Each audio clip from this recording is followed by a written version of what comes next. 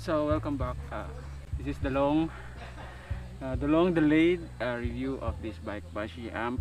This is a dirt jump specific bike. It is AMP. It's AMP. Oh, sorry, I have to wear my mask because it's an ATF rule to wear mask. Pero once in a while I'll take it off. Okay, start. A little backstory. This is my second Banshee AMP frame. The first one na Banshee AMP ko, yung matte navy blue na Banshee AMP, which I sold to another friend here, local San Pedro. And this is my second Banshee AMP, which I bought directly sa factory sa Taiwan. Very light. It actually, kapag yung frame lang, it's 2 kilos lang. Let's start sa rear. It runs with a Atom Lab 102 rear hub 12 teeth, which is annoyingly noisy, maingay, mabuli ng aso. The chain is punk. I'm using Dartmoor Raider frames. I run DTH, Maxxis DTH tire sa likod, 2.15, so mas maliit, mas manipis yung rear tire ko. Itong AMP medyo maliit yung tire clearance niya, so kapag medyo malapad yung rims mo, it's better to run a smaller tires para hindi sumaya dun sa chain stay. Cranks is the Fly Bikes Pentagono, it's a 25 teeth chainring, and my Scrap Bikes 165 bicep cranks. So Black Magic ang fun na pedals ko. Eklat seat. So let's move on sa harap.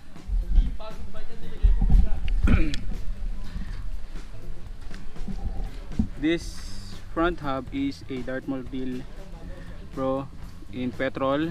So medyo greenish na siya, medyo madumi. This is a rotorless hub. So rotorless meaning wala siyang lagayan ng brakes. So it's dirt specific. The partner of this front hub na kay Harold Ramirez. So shout out kay Harold Ramirez. He's been begging me to sell this to him or swap.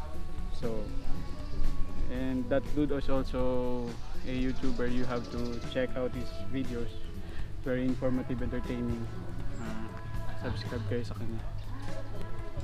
Again, Dartmoor Raider alum rims in green. So I used wider tires sa front. This is a Larsen TT 2.35 compared dun sa likod na DTH, which is smaller.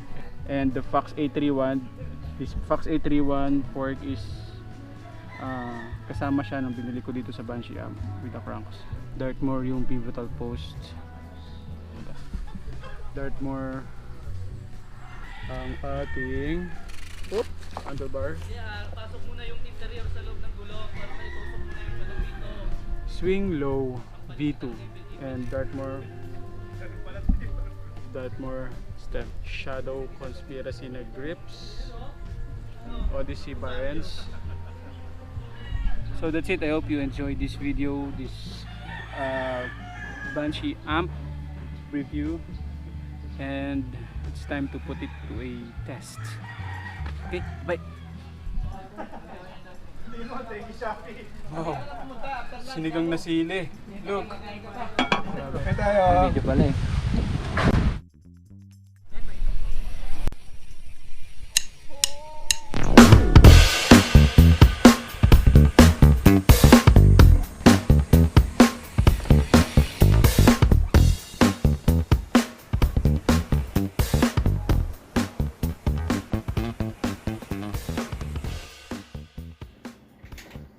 First thing you'll notice aside sa aesthetics ng frame ay yung significant lightness. Sobrang gaan kasi only 2 kilograms lang siya. Kasi bigat lang siya ng 2 kilong bulak. Noticeable din yung pagkababa ng standover height niya, which I guess is helpful sa mga no foot cans na hindi ko naman kayang gawin.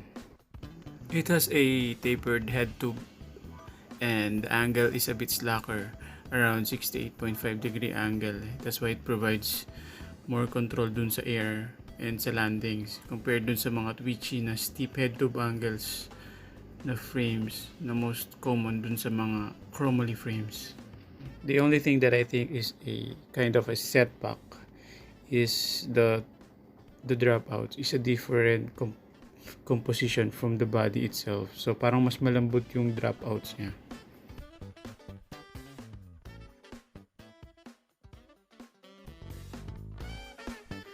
So that's about it. I hope you enjoyed this video of hike check or review this custom dirt jump built of Banshee AMP. Ride safest. See you again next time. Bye bye.